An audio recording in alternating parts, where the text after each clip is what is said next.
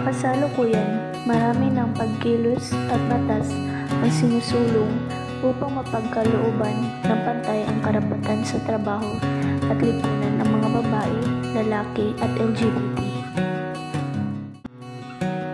Ngayon, hindi na gaano kalinaw ang hatian ng gampanin sa pamilya.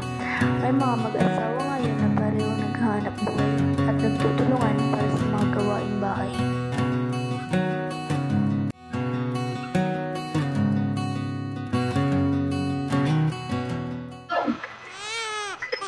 Mahal, gusto mo na mahal dyan, ha?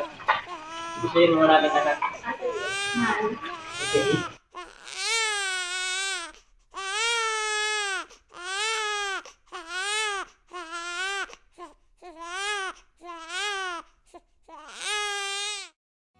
Sa trabaho naman, unti-unti nang tinatanggap kahit anuman ang kasarian.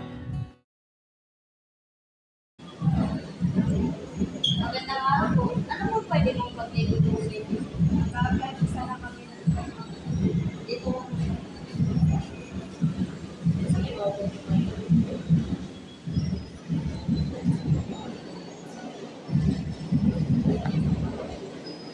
Maaari ko ba makita niyo yung mga bayoneta? Ay, ito po yung pwede namin.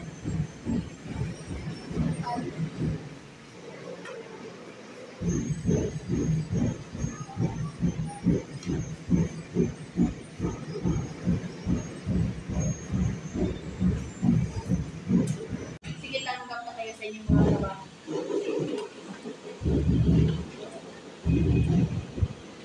Unti-unting tumataas ang katayuan ng mga kababaihan sa lipunan. Nagagawa na nila ang mga gawaing panlalaki at maaari na silang magtrabaho at makapamuhay ng malaya.